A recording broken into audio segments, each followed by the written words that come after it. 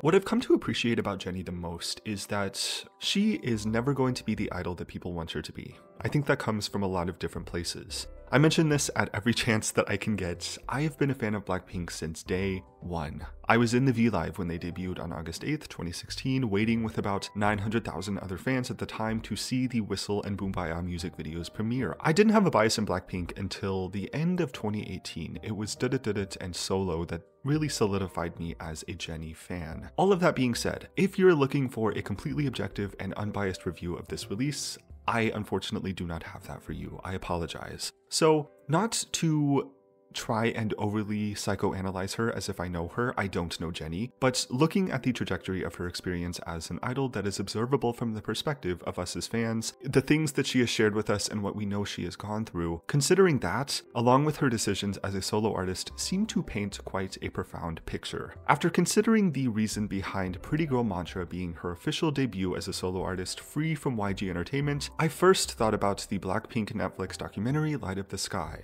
The specific moment I'm thinking of is when all of the members describe what led them to wanting to become a K-pop idol and what that process was actually like for them. Jennie kind of dwells on what she had to sacrifice in order to achieve the dream of becoming an idol. Like most idols, Jennie left her life behind to go to Korea and train to potentially become an idol at a very young age. She was 14 when she left home. She remarks in the documentary about how she missed out on a lot of childhood experiences in order to get where she is today. I bring that up because I think it's valuable to understand Jennie's perspective and understanding of what it took to get her here in the industry. I begin to understand the sacrifice it took for all of the members of Blackpink, the doors they had to close to get to Korea, without certainty of whether or not they debut by the end, and then the borderline inhumane conditions they had to work in as trainees and the lengths they had to go to in order to make all of that sacrifice worth it. As many idols in Blackpink themselves have put it, while the trainee process seems very difficult in the moment, it is nothing compared to what life is like after debut. Suddenly, you wish you spent even more time as a trainee refining your skills. There's almost no time for anything anymore besides being an idol. But it's what you've always wanted, what you worked so hard for years and sacrificed your childhood for a chance at. So who are you to complain about something that you decided for yourself? Plus, the sacrifices you made were worth it in the end, as you've now achieved your dreams and debuted. But for most idols like Jennie, that's not the end of the story.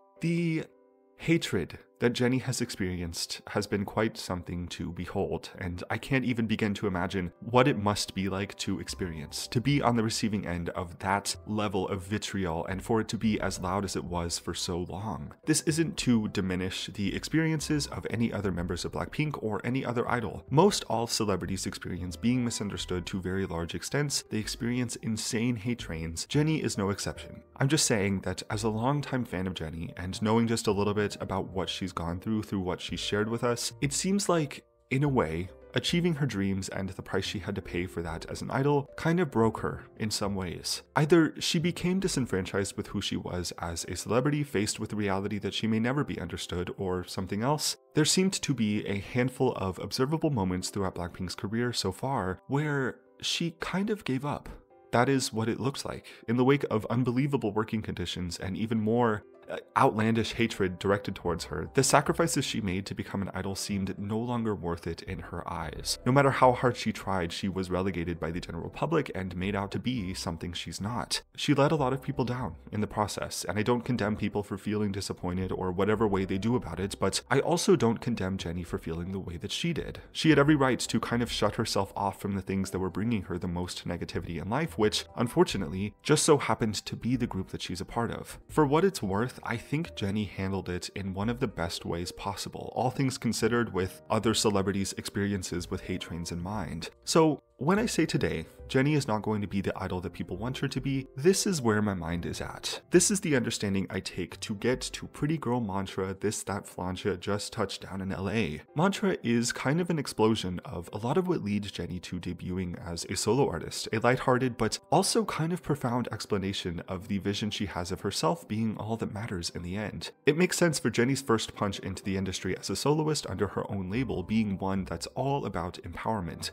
Specifically with reference to the genuinely insane and primal levels of misogyny that idols like Jennie face by miserable people still to this day, it feels so good to start with a message like this. Be yourself, and don't allow your appreciation for celebrities to consume you to the point that you feel as if you must defend them on the internet by attacking other celebrities. As a resident fan of Jennie, that certainly goes for us as well. Mantra is quite the anthem. It doesn't really lend itself to explaining much of anything about who Jennie sees herself as a person, but in the end, I think she's done trying to be understood for the time being. That is the mantra, taking control of your own narrative and ensuring you protect yourself and your well-being above all else. It doesn't matter what other people think about your vision for yourself as long as it makes sense for you. So I will say a third time, she is not going to be the idol that people want her to be. She's going to be herself and stay true to that. As a fan, I rejoice. This is a well-earned moment for Jennie. I hope she enjoys it fully for what it is. As a long-time Blink, that is all I could ever ask for. 10 out of 10, I feel like a pretty girl. I'm kidding. Maybe an honorary pretty girl, if that's okay. But yeah, thank you for watching this. If you did, let me know what you think about this song. How did you like it? What are your thoughts? Do you think I'm looking too much into this? And so on. Thanks again for watching. Subscribe if you want to, and I will see you next time.